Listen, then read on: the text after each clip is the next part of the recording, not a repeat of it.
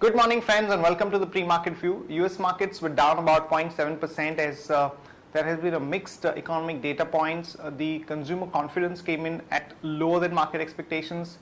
The trade deficit figure was a little better than market expectations, as against about $109 billion. The number came in at about 106. And also IMF has revised its growth forecast for US for 2014 from earlier about 2.9 to 3% to about 2.7%. So because of that mixed data points, the market reacted negatively. European markets were too slightly on a weaker side. And when we look at the Asian markets today morning, Japan is up almost about 1.3, 1.4%.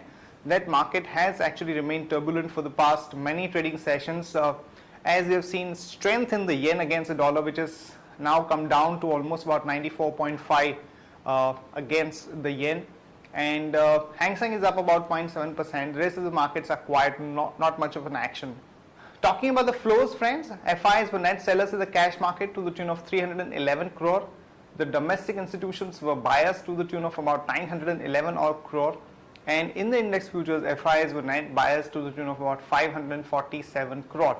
Our markets had a smart pullback on Friday after a major sell-off that we have seen over the past 3 to 4 trading sessions. And today is going to be an important day from a RBI policy perspective, but given the fact that the rupee has been so volatile for the past 2 weeks, and also the fact that the bond yields have actually shot up from 7.33 on 27th May. Currently the bond yields are quoting at about 7.53. So the expectations on the rate cut are very limited. So if we have some positive surprise, maybe because of the better monsoon or because of the better than expected WPI inflation, then the rate sensitives in particular could give a smart rally in today's market. On that note, let me invite Shaival to take us through important F&O cues, data and strategies that we can have in the F&O markets. Good morning, friends. Let's have a view at derivatives. Friends, we have seen that market have rose by more than 100 points, and also we have seen that FIs were net buyers by more than 1400 crores in Friday's session, but still we have witnessed a short positions been building up in the market in Friday's trade. Now, if I have a look at the options activity it's currently visible that the put option has geared up the momentum and across strike from 5,800 till 5,500 put option. There is a huge addition which has been taking place, whereas on the call side 6,000 is the only call option, wherein we have seen some activity taking place, or say some additions taking place. Now the PCR ratio has been the PCR ratio has also increased from 0.90 to 0.95, and it's supported by the options matrix.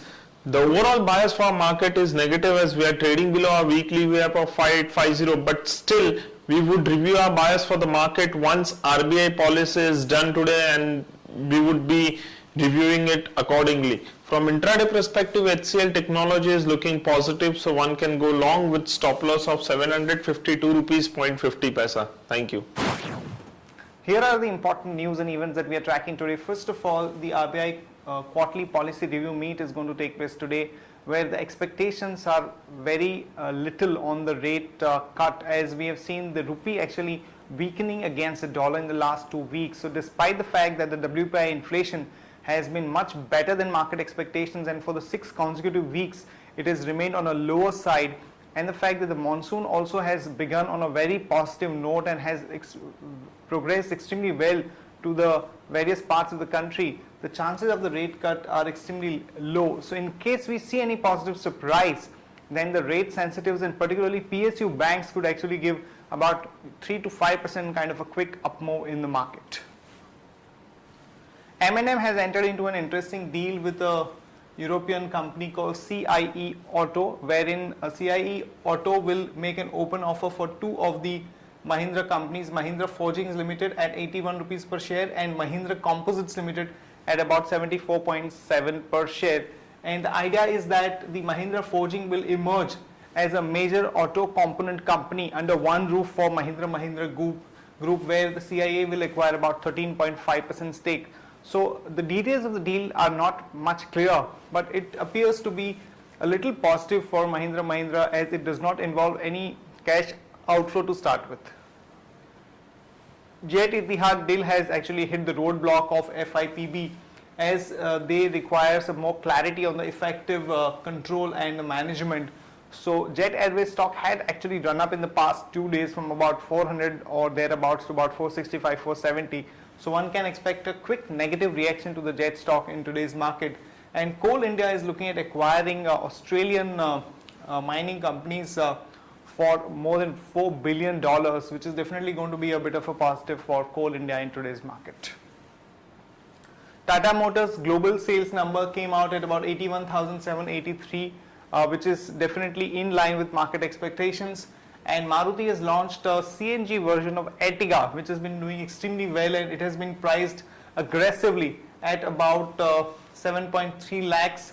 And in another news, IOC has hiked the petrol price by 2 per litre, as we've seen the rupee actually weakening against the dollar, and internationally also we have seen the crude prices shooting up to about 106. So this is definitely going to be, though a little positive, there may not be a big market reaction because of the fact that the under recovery still continues to be on a higher side.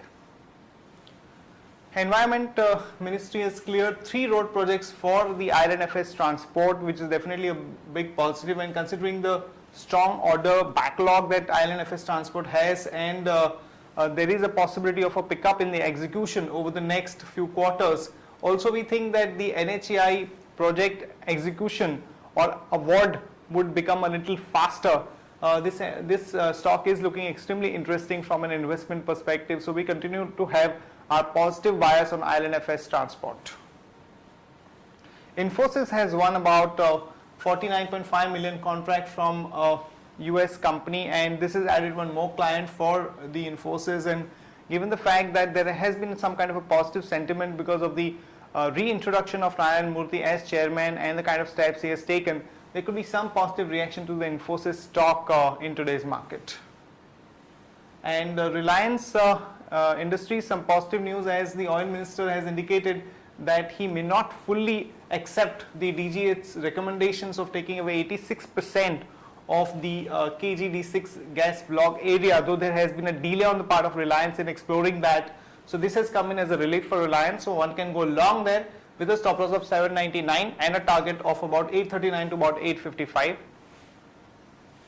That's it from all of us, friends. Have a great trading session. See you tomorrow at the same time.